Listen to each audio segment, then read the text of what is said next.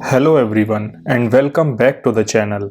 आई am Tonish और आज हम तीन बेसिक कंसेप्ट्स के बारे में पढ़ेंगे जो है title, concept of person and nature of legal personality. ये तीनों कंसेप्ट्स जूरिस्प्रूडेंस में काफ़ी इम्पॉर्टेंट हैं क्योंकि इनसे हमें ये पता चलता है कि कैसे राइट्स, रिस्पॉन्सिबिलिटीज और लीगल आइडेंटिटीज स्ट्रक्चर होती हैं।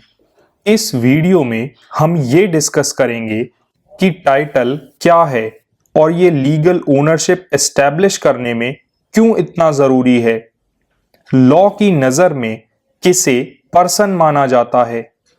लीगल पर्सनैलिटी का कंसेप्ट कैसे एंटिटीज को लीगल रिलेशनशिप में पार्टिसिपेट करने का मौका देता है और मॉडर्न लीगल सिस्टम्स में ये कंसेप्ट किस तरह के चैलेंजेस और क्रिटिसिज्म्स को फेस करते हैं।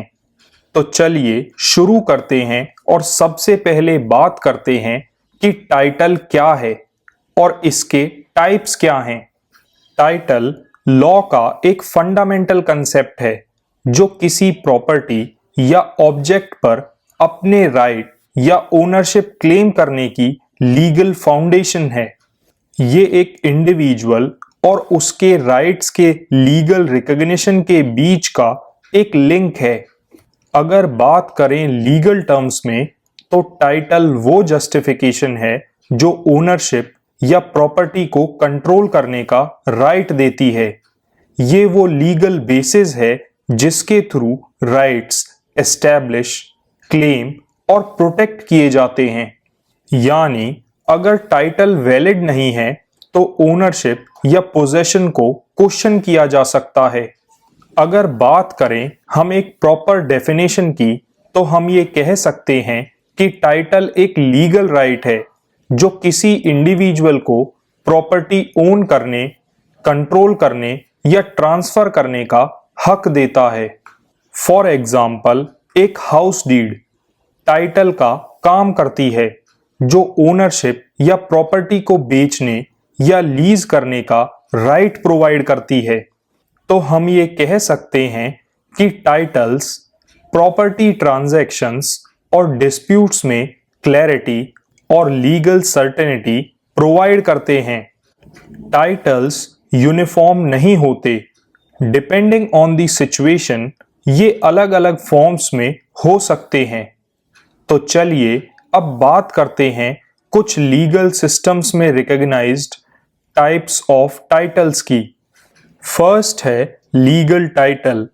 ये फॉर्मल ओनरशिप को रिप्रेजेंट करता है जो लॉ के द्वारा रिकॉग्नाइज किया जाता है। फॉर एग्जाम्पल एक रजिस्टर्ड लैंडलॉर्ड के पास अपनी प्रॉपर्टी का लीगल टाइटल होता है। सेकेंड टाइप है इक्विटेबल टाइटल। ये ज्यादातर ट्रस्ट्स में देखा जाता है और ये प्रॉपर्टी में बेनिफिशियल इंटरेस्ट को रिफ्लेक्ट करता है। फॉर एग्जाम्पल ट्रस्ट के बेनिफिशियरी के पास एक इक्विटेबल टाइटल होता है जबकि ट्रस्ट के ट्रस्टीज के पास एक लीगल टाइटल होता है। थर्ड टाइप है गुड टाइटल। ये एक क्लियर और अनक्वेश्चनेबल टाइटल होता है जो किसी भी डिस्प्यूट या डिफेक्ट से फ्री होता है। फॉर एग्जाम्पल एक बायर जिसके पास प्रॉपर्टी की क्लियर चेन ऑफ ओनरशिप है तो उसके पास गुड टाइटल होता है। फोर्थ टाइप है डिफेक्टिव टाइटल। ये एक टाइटल है जिसमें फ्लॉज या लीगल अनसर्टेनिटीज होती हैं जैसे कि मिसिंग डॉक्यूमेंटेशंस। फॉर एग्जाम्पल अगर किसी प्रॉपर्टी को बिना प्रॉपर प्रोबेट के इनहेरिट किया गया हो तो उसका टाइटल डिफेक्टिव हो सकता है। इन सभी टाइप्स ऑफ टाइटल्स को समझना प्रॉपर्टी लॉ में काफी जरूरी है क्योंकि ये ओनरशिप के नेचर को डिफाइन करते हैं और ये डिसाइड करते हैं कि राइट्स कैसे ट्रांसफर, कंटेस्ट या अपहोल्ड किए जाएंगे। तो अब जब हमने टाइटल को समझ लिया है, चलिए बात करते हैं पर्सन के कंसेप्ट की। लीगल सिस्टम्स में पर्सन का कंसेप्ट एवरीडे मीनिंग से काफी अलग है। ये डिफाइन करता है कि कौन या क्या लीगली राइट्स और ड्यूटीज को होल्ड कर सकता है।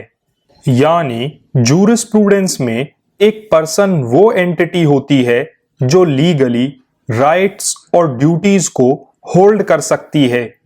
एवरीडे लाइफ में हम नेचुरल ह्यूमन बीइंग्स को पर्सन समझते हैं, लेकिन लॉ में नॉन ह्यूमन एंटिटीज को भी पर्सन माना जाता है, जैसे कि कॉरपोरेशंस।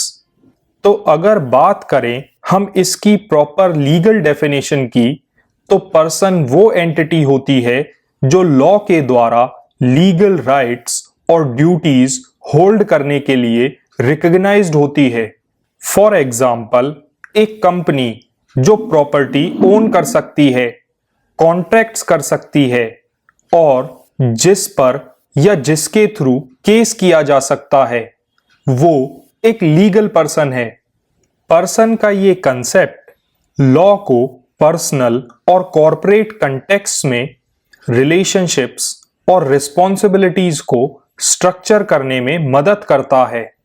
चलिए अब बात कर लेते हैं इसकी हिस्टोरिकल एवोल्यूशन की। पर्सन का कंसेप्ट रोमन लॉ से आया था, जो नेचुरल पर्सन यानी ह्यूमन बीइंग्स और जूरिस्टिक पर्सन यानी कॉरपोरेशंस, इन दोनों के बीच का डिस्टिंक्शन बताता था। टाइम के साथ ये डिस्टिंक्शन इवॉल्व होता गया ताकि मॉडर्न लीगल सिस्टम की कॉम्प्लेक्सिटीज को समझा और एड्रेस किया जा सके।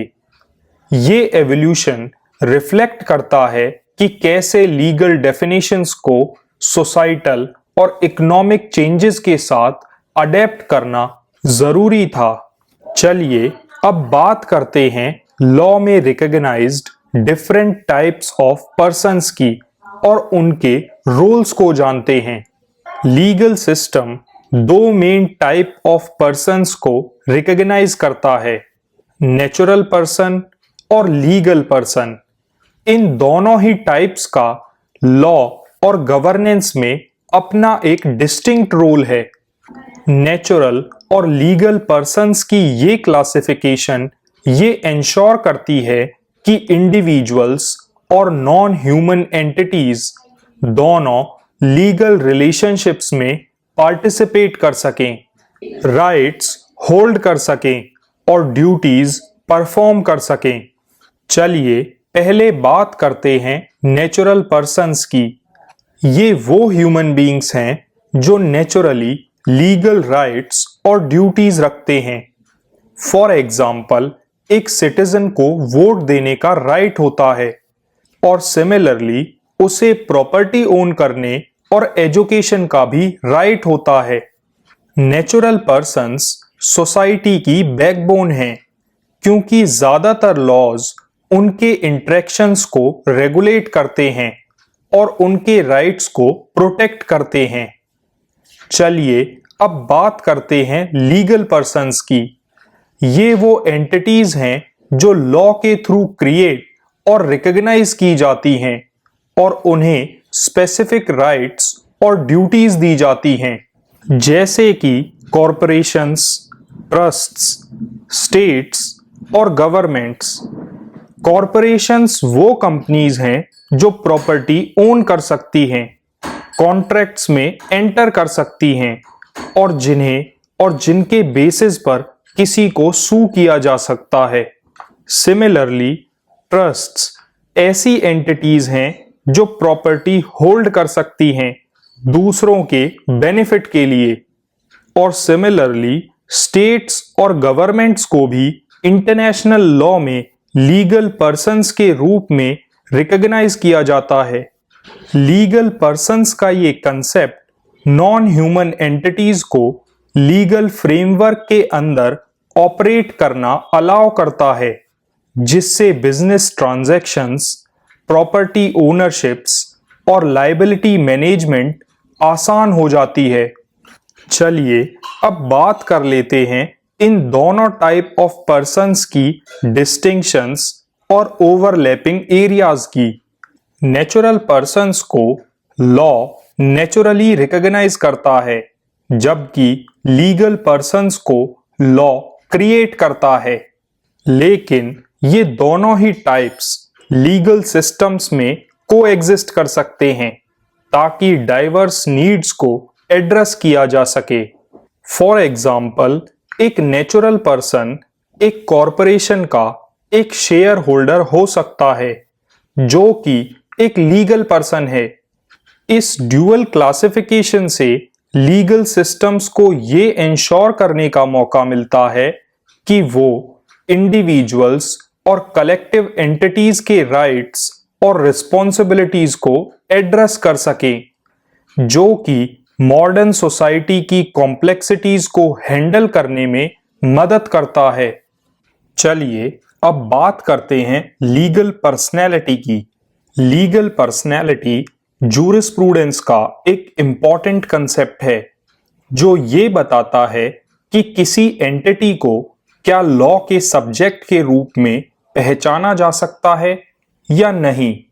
इससे एंटिटीज को राइट्स लेने, ड्यूटीज परफॉर्म करने और लीगल रिलेशनशिप्स में पार्टिसिपेट करने की कैपेसिटी मिलती है।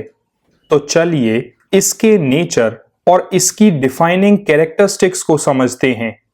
लीगल पर्सनैलिटी का मतलब है कि एक एंटिटी को लीगल सिस्टम के थ्रू राइट्स और ड्यूटीज होल्ड करने के लिए पहचाना जाना। लीगल पर्सनैलिटी का ये कंसेप्ट सिर्फ इंसानों तक लिमिटेड नहीं है, बल्कि ये ऑर्गेनाइजेशंस, कॉरपोरेशंस और कुछ केसेस में नॉन लिविंग एंटिटीज को भी इंक्लूड करता है। अगर बात करें लीगल पर्सनैलिटी के नेचर की, तो लीगल पर्सनैलिटी एक लीगल सिस्टम का कंस्ट्रक्ट है जो सोशल और लीगल ऑर्डर को मेंटेन करने के लिए बनाया गया है। फॉर एग्जाम्पल, एक कॉरपोरेशन को एक अलग लीगल एंटिटी के रूप में ट्रीट किया जाता है जो अपने शेयर होल्डर्स से इंडिपेंडेंट होती है। इस रिकॉग्निशन के थ्रू एंटिटीज को लीगल सिस्टम्स में पार्टिसिपेट करने की परमिशन मिलती है ताकि वो कॉन्ट्रैक्ट्स कर सकें, प्रॉपर्टीज को ओन कर सकें और डिस्प्यूट्स को रिजॉल्व कर सकें। लीगल पर्सनैलिटी का नेचर ये इंश्योर करता है कि इंडिविजुअल्स और नॉन ह्यूमन एंटिटीज दोनों को लीगल रिलेशनशिप्स में इक्वली पार्टिसिपेट करने का चांस मिले। चलिए अब बात कर लेते हैं इसकी की कैरेक्टरिस्टिक्स की। फर्स्ट है ability to sue and be sued, यानी वो एंटिटीज जो लीगल पर्सनैलिटी रखती हैं वो लीगल एक्शंस इनिशिएट कर सकती हैं या फिर उनके खिलाफ लीगल एक्शंस लिए जा सकते हैं। फॉर एग्जाम्पल, एक कंपनी को कॉन्ट्रैक्ट के ब्रीच के लिए सू किया जा सकता है और सिमिलरली वो कंपनी किसी दूसरे को ब्रीच ऑफ कॉन्ट्रैक्ट के लिए सू कर सकती है। इसकी सेकंड की कैरेक्टरिस्टिक है ओनरशिप ऑफ प्रॉपर्टी, यानी लीगल पर्सन्स अपनी प्रॉपर्टी ओन कर सकते हैं, उसे ट्रांसफर कर सकते हैं या लीज कर सकते हैं। फॉर एग्जाम्पल, एक कॉरपोरेशन जो ऑफिस बिल्डिंग या इंटेलेक्चुअल प्रॉपर्टी को ओन कर सकती है। थर्ड कैरेक्टरिस्टिक है परपीचुअल सक्सेशन, यानी लीगल पर्सन्स उन लोगों के बाद भी एग्जिस्ट करते हैं जो उनसे एसोसिएटेड होते हैं। फॉर एग्जाम्पल, कंपनीज जो अपने लीडरशिप या ओनरशिप चेंज होने के बाद भी एग्जिस्ट करती हैं। और फोर्थ कैरेक्टरिस्टिक है इसकी इंडिपेंडेंट लीगल आइडेंटिटी, यानी लीगल पर्सन्स अपने मेंबर्स या स्टेक होल्डर्स से अलग होते हैं। फॉर एग्जाम्पल, कंपनी के शेयर होल्डर्स उस कंपनी के डेट्स के लिए पर्सनली लायबल नहीं होते। ये सभी कैरेक्टरिस्टिक्स लीगल सिस्टम्स को ये अलाउ करती हैं कि वो लीगल एंटिटीज जैसे कॉरपोरेशंस और ट्रस्ट्स को अलग और ऑटोनॉमसली ट्रीट करें ताकि इकोनॉमीज और सोशल फ्रेमवर्क्स स्मूथली फंक्शन कर सकें। चलिए अब बात करते हैं उन थ्योरीज की जो लीगल पर्सनैलिटीज को एक्सप्लेन करती हैं। लीगल पर्सनैलिटी का कंसेप्ट जूरिस्प्रूडेंस में काफी डिबेट में रहा है, जिसमें कई थ्योरीज ने इसके नेचर और पर्पस को समझाने की कोशिश की। ये थ्योरीज बताती हैं कि कैसे लीगल सिस्टम्स अलग-अलग एंटिटीज को रिकॉग्नाइज और ट्रीट करते हैं। लीगल पर्सनैलिटी कोई यूनिवर्सल कंसेप्ट नहीं है, बल्कि इसकी रिकॉग्निशन और एप्लीकेशन अलग-अलग फिलोसॉफिकल और लीगल पर्सपेक्टिव्स पर डिपेंड करती है। यानी इसमें डिफरेंट थ्योरीज हैं जो ये एक्सप्लेन करती हैं कि लीगल सिस्टम्स एंटिटीज को पर्सनैलिटी क्यों और कैसे देते हैं। फर्स्ट थ्योरी है फ्रिक्शन थ्योरी, जिसे सेवेग्नी ने प्रपोज किया था। ये थ्योरी कहती है कि लीगल पर्सन्स आर्टिफिशियली कंस्ट्रक्ट्स हैं जो लॉ ने अपनी कन्वीनियंस के लिए बनाए हैं। फॉर एग्जाम्पल, एक कॉरपोरेशन सिर्फ इसीलिए एग्जिस्ट करती है क्योंकि लॉ उसे एक सेपरेट एंटिटी के रूप में रिकॉग्नाइज करता है। ये थ्योरी ये एम्फसाइज करती है कि लीगल पर्सन्स नेचुरल नहीं होते, बल्कि स्पेसिफिक लीगल नीड्स को फुलफिल करने के लिए बनाए जाते हैं। सेकंड है रियलिस्ट थ्योरी, जो ये कहती है कि लीगल पर्सन्स रियल एंटिटीज होती हैं जिनकी अपनी डिस्टिंक्ट विल और पर्पस होता है।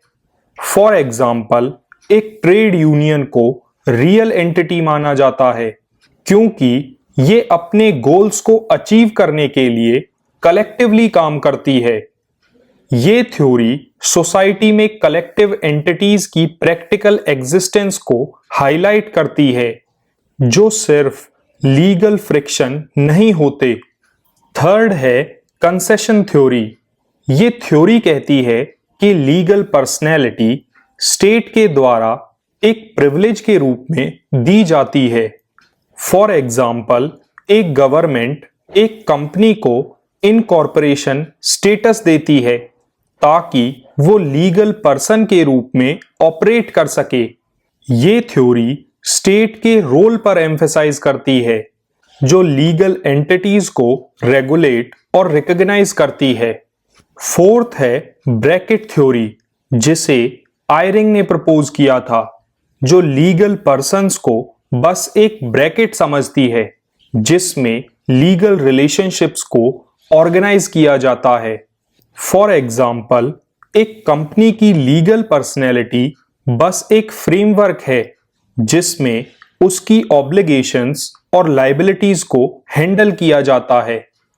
ये थ्योरी प्रैक्टिकल यूटिलिटी पर फोकस करती है, जो लीगल पर्सनैलिटी के लीगल प्रोसेसेस को सिंप्लीफाई करने में मदद करती है। ये सभी थ्योरीज ये दिखाती हैं कि कैसे लीगल सिस्टम्स लीगल पर्सनैलिटी के कंसेप्ट को अलग अलग तरीकों से इंटरप्रेट और अप्लाई करते हैं। हर एक थ्योरी लीगल पर्सनैलिटी के फंक्शन और पर्पस के बारे में अपने यूनिक इंसाइट्स देती है। चलिए अब बात करते हैं मॉडर्न लीगल सिस्टम्स में इसकी प्रैक्टिकल एप्लीकेशन की। लीगल पर्सनैलिटी का कंसेप्ट मॉडर्न लीगल सिस्टम्स में एक बेसिक रोल प्ले करता है। ये इंडिविजुअल्स, कॉरपोरेशंस और दूसरी एंटिटीज को लॉ के अंदर इंटरैक्ट करने की कन्वीनियंस प्रोवाइड करता है। फॉर एग्जाम्पल, प्रॉपर्टी ओन करना, कॉन्ट्रैक्ट्स में एंटर करना और डिफरेंट लीगल एक्टिविटीज में अकाउंटेबिलिटी को इंश्योर करना। इसकी फर्स्ट एप्लीकेशन दिखती है कॉरपोरेट एंटिटीज में। कॉरपोरेशंस को लीगल पर्सनैलिटी मिलती है जो उन्हें अपने शेयर होल्डर्स से अलग एक इंडिपेंडेंट एंटिटी के रूप में काम करने देती है, जिससे वो कॉन्ट्रैक्ट्स में एंटर कर सकती हैं, एम्प्लॉयर्स को हायर कर सकती हैं और प्रॉपर्टीज को लीज पर ले सकती हैं। और लीगल डिस्प्यूट्स के केसेस में वो किसी दूसरी एंटिटी को सू कर सकती हैं या कोई दूसरी एंटिटी उन्हें सू कर सकती है। कॉरपोरेशंस की लीगल पर्सनैलिटी इकोनॉमिक एक्टिविटी और लायबिलिटी मैनेजमेंट में मदद करती है, जो मॉडर्न कॉमर्स और इंडस्ट्री के लिए जरूरी है। इसकी सेकंड एप्लीकेशन दिखती है ट्रस्ट्स और एस्टेट्स में। लीगल पर्सनैलिटी ट्रस्ट्स को बेनिफिशरीज के लिए प्रॉपर्टी होल्ड और मैनेज करने की कन्वीनियंस प्रोवाइड करती है, ताकि वो एसेट्स को प्रोटेक्ट कर सकें, और फैमिली ट्रस्ट्स में विल्स और एस्टेट के एग्जीक्यूशन को इंश्योर कर सकें। इसकी थर्ड एप्लीकेशन दिखती है इंटरनेशनल लीगल पर्सनैलिटीज में। स्टेट्स, इंटरनेशनल ऑर्गेनाइजेशंस और नॉन गवर्नमेंटल ऑर्गेनाइजेशंस को इंटरनेशनल लॉ में लीगल पर्सन के रूप में रिकॉग्नाइज किया जाता है, ताकि वो ट्रीटीज में एंटर कर सकें, डिस्प्यूट्स को रिजॉल्व कर सकें और इंटरनेशनल एक्शंस के लिए अकाउंटेबिलिटी इंश्योर कर सकें। चलिए अब बात कर लेते हैं कुछ एमर्जिंग एप्लीकेशंस की। मॉडर्न लीगल सिस्टम्स कुछ नॉन ट्रेडिशनल एंटिटीज को भी लीगल पर्सनैलिटी देने का सोच रहे हैं, जैसे कि आर्टिफिशियल इंटेलिजेंस और नेचुरल एंटिटीज को। एआई सिस्टम्स को लीगल पर्सनैलिटी देने के ऊपर डिबेट्स चल रही हैं, ताकि उनके एक्शंस के लिए अकाउंटेबिलिटी हो सके। और सिमिलरली रिवर्स, फॉरेस्ट्स और इकोसिस्टम्स को लीगल पर्सन्स के रूप में रिकॉग्नाइज किया जा रहा है, ताकि एनवायरमेंटल राइट्स को प्रोटेक्ट किया जा सके।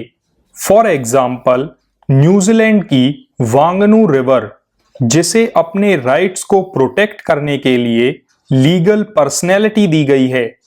ये एमर्जिंग एप्लीकेशंस ये दिखाती हैं कि लीगल सिस्टम्स कितनी फ्लेक्सिबिलिटी के साथ मॉडर्न चैलेंजेस को एड्रेस कर रहे हैं, और ये इंश्योर कर रहे हैं कि लीगल रिलेशनशिप्स में सभी पार्टिसिपेंट्स को रिकॉग्नाइज और रेगुलेट किया जाए। चलिए अब बात करते हैं इन लीगल पर्सनैलिटीज के कुछ क्रिटिसिजम्स और चैलेंजेस की। लीगल पर्सनैलिटी ने लॉ और सोसाइटी को शेप करने में काफी मदद की है, लेकिन इसकी एप्लीकेशंस ने कई कंसर्न्स रेज की हैं। ये कंसर्न्स थ्योरेटिकल डिबेट से लेकर प्रैक्टिकल चैलेंजेस और एमर्जिंग एरियाज तक वाइड रेंज रखती हैं। तो सबसे पहला क्रिटिसिज्म बेस्ड है मिसयूज ऑफ कॉर्पोरेट पर्सनैलिटी पर। कॉर्पोरेट पर्सनैलिटी काफी हेल्पफुल कंसेप्ट है, लेकिन कई बार इसको गलत तरीकों से यूज किया गया है। फॉर एग्जाम्पल, शेल कंपनीज का यूज करके टैक्स एवेजन या मनी लॉन्ड्रिंग करना। और इसमें सबसे बड़ा चैलेंज यही है कि बिना कॉर्पोरेट पर्सनैलिटी के बेनिफिट्स को कॉम्प्रोमाइज किए ट्रांसपेरेंसी और अकाउंटेबिलिटी को कैसे इंश्योर किया जाए। सेकंड क्रिटिसिज्म बेस्ड है एम्बिग्विटी इन लीगल डेफिनेशंस पर। नेचुरल और लीगल पर्सन्स के बीच का डिफरेंस कभी कभी कंफ्यूजिंग और इनकंसिस्टेंसी का रीजन बन जाता है।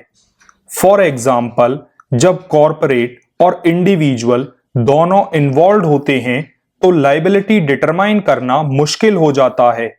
और इसमें सबसे बड़ा चैलेंज है लीगल गाइडलाइंस को क्लियर बनाना, ताकि ओवरलैप और कॉन्फ्लिक्ट्स को हैंडल किया जा सके। अगला चैलेंज है एमर्जिंग टेक्नोलॉजीज।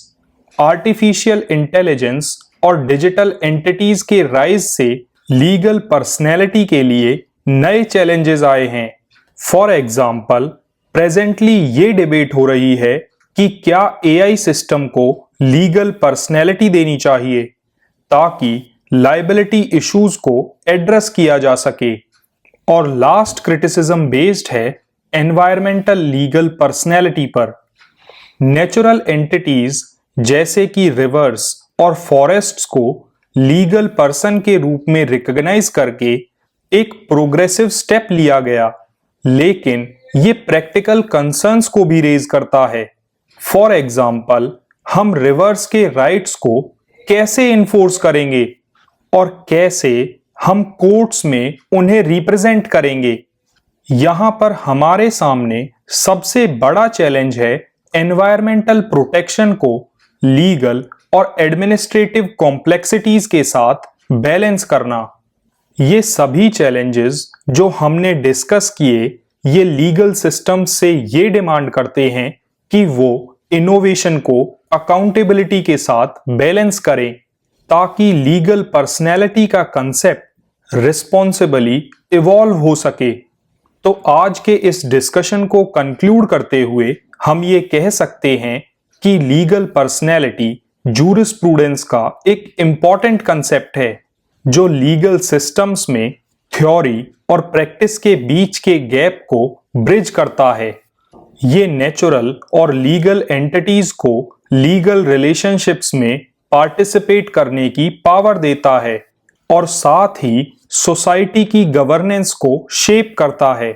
तो अगर आपको ये वीडियो हेल्पफुल लगा तो इसे लाइक करें, अपने दोस्तों के साथ शेयर करें और चैनल को सब्सक्राइब कर लें। थैंक यू फॉर वॉचिंग और मिलते हैं हम अपनी नेक्स्ट वीडियो में जहां हम जूरिस्प्रूडेंस के एक और लीगल कंसेप्ट को एक्सप्लोर करेंगे।